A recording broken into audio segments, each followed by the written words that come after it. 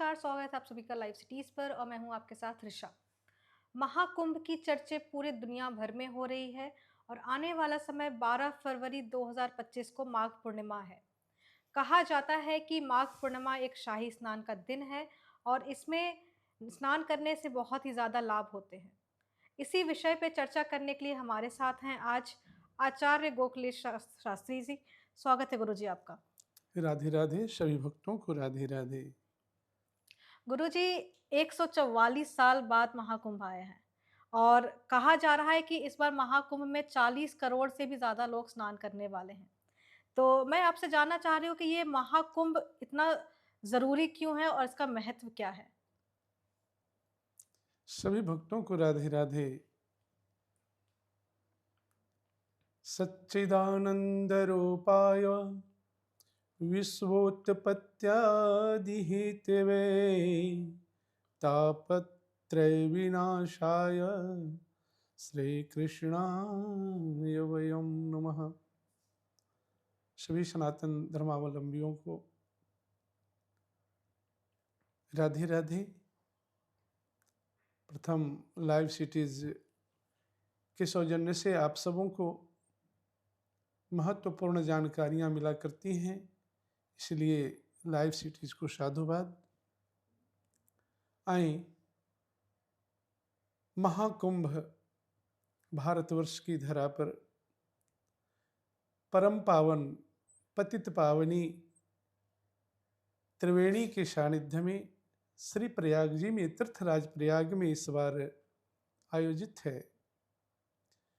इस महाकुंभ में स्नान करके पुण्य अर्जन करने का बेला है।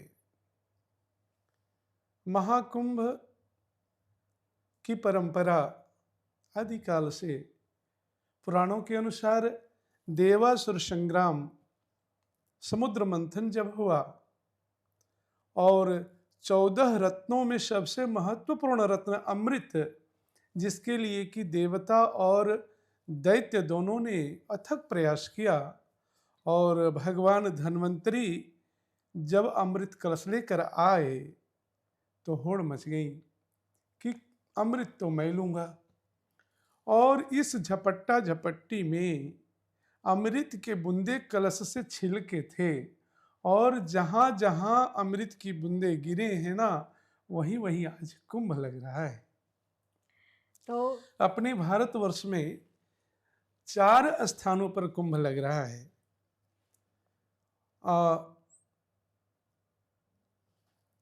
कुंभ प्रयागजी, हरिद्वार, नासिक और उज्जैन, ये 4 स्थानों पर कुंभ आयोजित होते हैं। यूं तो अर्ध कुंभ 6 वर्ष पर लगते हैं और पूर्ण कुंभ 12 वर्षों पर लगते हैं और महाकुंभ 144 वर्षों पर लगते हैं। ज्योतिषीय गणना के अनुसार यदि समझा जाए इसे,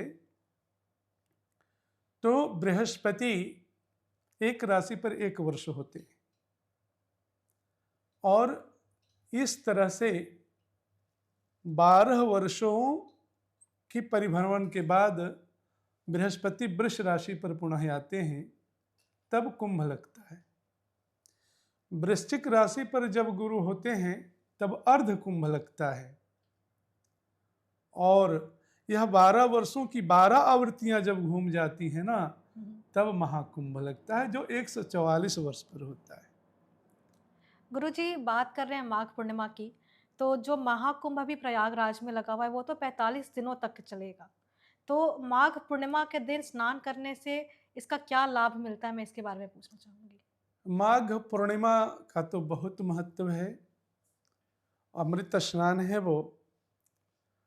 माघ पूर्णिमा में प्रायः सनातन धर्मावलंबी जो भी भक्तगण हैं, इस धर्म को मानते हैं, वह प्रयागराज में ही नहीं, जहाँ भी होते हैं, गंगा आदि सभी तीर्थों में, नदियों में, तालाबों में, सरोवरों में स्नान करके पुण्य अर्जित करते हैं।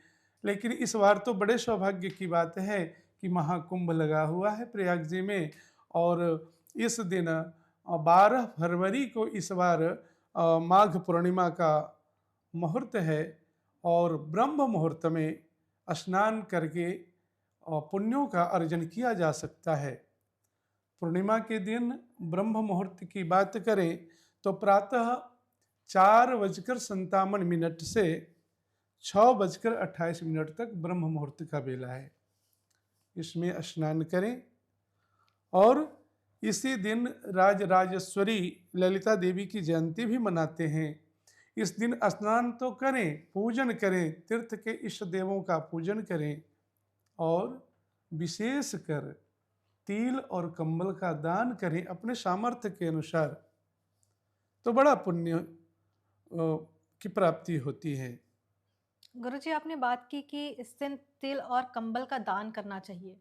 तो क्या कुछ ऐसे नियम होते हैं जिनका ध्यान रखना चाहिए जो लोग स्नान करने जा रहे हैं, या फिर क्या कुछ ऐसा मंत्र है जिसका जाप करना चाहिए? पवित्र मन से पहले तो मन को पवित्र करके आस्था और विश्वास के साथ स्नान करना चाहिए। स्नान करने के बाद माँ गंगा की पूजा करनी चाहिए, क्योंकि उन्हीं की कृपा हम सबों पर है, जिसके ही कारण यह पुण्य की प्राप्ति, इस पुण्य की प्राप्ति हो रही है।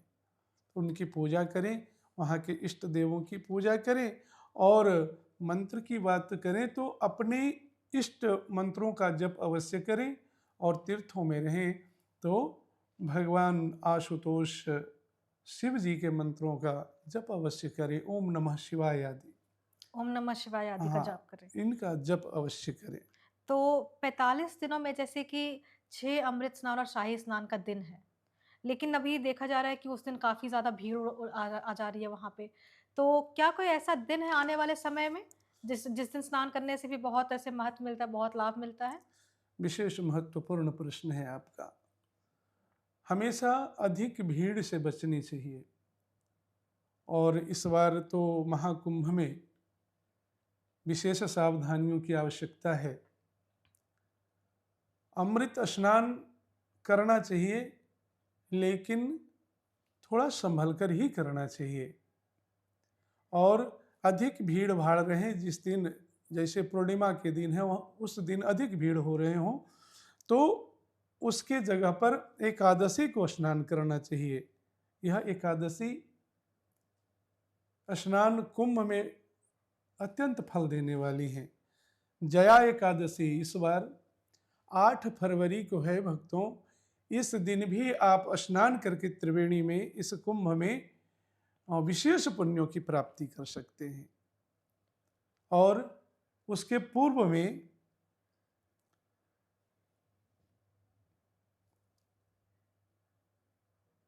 16 फरवरी को उसके पश्चात भी विजया एकादशी है। यानी कि जो लोग अभी 12 को नहीं जा सकते हैं, या फिर आने वाले समय में जो शाही स्नान का लास्ट दिन है 26 फरवरी को, अगर जब वो लोग नहीं जा सकते हैं तो या तो 8 या फिर 16 को स्नान कर सकते 16 हैं। को स्नान करें। भीमा अष्टमी में 5 फरवरी को भी बड़ा भीष्म अष्टमी है। भीष्म अष्टमी का स्नान भी बड़ा पुण्यदायी है। तो इन तिथियों का भी ध्यान रखना चाहिए और सभी भक्तों से यह विशेष आग्रह रहेगा कि भीड़ से बचें और संयमित होकर स्नान करें। गुरुजी, कहा जाता है ऐसा कि जो महाकुंभ में स्नान करते हैं उन्हें मोक्ष मिलती है और उनके सारे पाप धुल जाते हैं। तो ये बात कितनी हद तक सच है? आपसे भी और सभी भक्तों से यह निवेदन रहेगा कि हमारे पुराणों में, शास्त्रों में जो भी बातें कही गई हैं शाश्वत सत्य हैं, उस पर तो हमें शंका करनी ही नहीं चाहिए। और तीर्थों में स्नान करके, महाकुंभ में स्नान करके तो इसकी प्राप्ति होती ही है।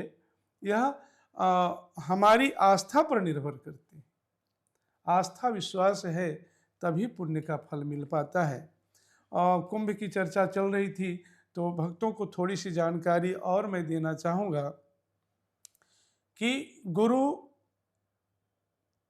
वृष राशि पर होते हैं और सूर्य मकर राशि पर होते हैं, तब महाकुंभ लगता है। गुरु वृष राशि पर, सूर्य मकर राशि पर हों तब महाकुंभ लगता है। यह 12 वर्षों पर इसकी आवृत्तियां होती रहती हैं और यह कुंभ प्रयाग जी में लगता है। जब गुरु कुंभ राशि पर हो और सूर्य मेष राशि पर हो ना, तो हरिद्वार जी में कुंभ लगता है, गंगा जी के किनारे। अच्छा। और जब हमारे बृहस्पति सिंह राशि पर हो और सूर्य मेष राशि पर हो, तो उज्जैन में शिप्रा नदी के किनारे कुंभ लगा करते हैं। और जब गुरु सिंह राशि पर गुरु और सूर्य दोनों रहें, तब नासिक में यह कुंभ लगता है। यह बहुत कुंभ लगने की राशियां हैं। इसकी पुनरावृत्ति 12 वर्षों पर हुआ करती।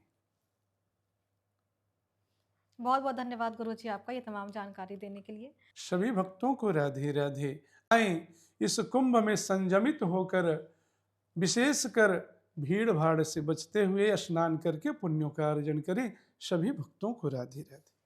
तो दर्शकों, आज के इस वीडियो में हमने देखा कि महाकुंभ के समय पे कब स्नान करना चाहिए, माघ पूर्णिमा के दिन स्नान करने का क्या महत्व है और उससे क्या लाभ मिलता है।